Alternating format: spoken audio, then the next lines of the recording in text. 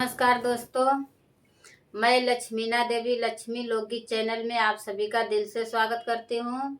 मैं आप सबके बीच में लाना चाहती हूँ देवी पचरा गीत। ये हमारी देवी पचरा गीत पसंद आए तो लाइक सपोर्ट शेयर आप लोग जरूर करिएगा। मैं माता रानी से विनती करती हूँ, माता रानी हमारे भैया दीदी सभी सब्सक्राइबर लोग, हमारे यूट्यूब पर स्टाफ लोग, सभी लोग जहाँ भी रहे स्वस्थ रहे, मस्त रहे, अपना अपना काम में व्यस्त रहे और उसी में से समय निकाल करके थोड़ा थोड़ा हमारी भी मदद करिए। और ये देवी पचरा गीत हमारी पसंद आए तो लाइक सपोर्ट शेयर आप लोग जरूर करिएगा। अपने इस छोटी बहन का मदद आप लोग जरूर करिएगा।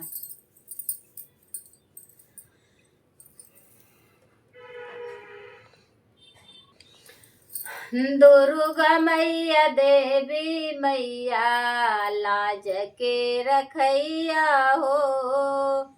दुर्गा मैया देवी मैया लाज के रखैया हो।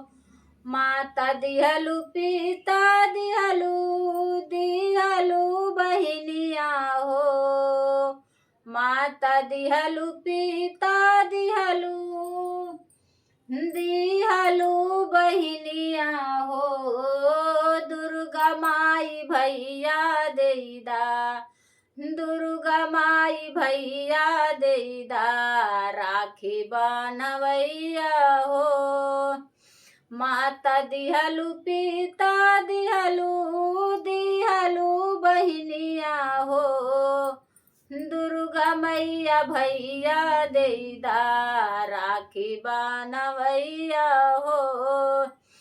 दुर्गा मैया देवी मैया लाज के रखैया हो। दुर्गा मैया देवी मैया लाज के रखैया हो। सास दिहलु ससुर दिहलु दिहलु ननदिया हो। सास दिहलु ससुर दिहलु दिहलु ननदिया हो। दुर्गा मैया देवरा देदा, होली खेलवैया हो। दुर्गा मैया देवरा देदा, होली खेलवैया हो। दुर्गा मैया देवी मैया लाज के रखैया हो। दुर्गा मैया देवी मैया लाज के रखैया हो। धान दिहलु दौलत दिहलु दिहलु महलिया हो। धान दिहलु दौलत दिहलु दिहलु महलिया हो। दुर्गा मैया ललना देदा, राज करवैया हो।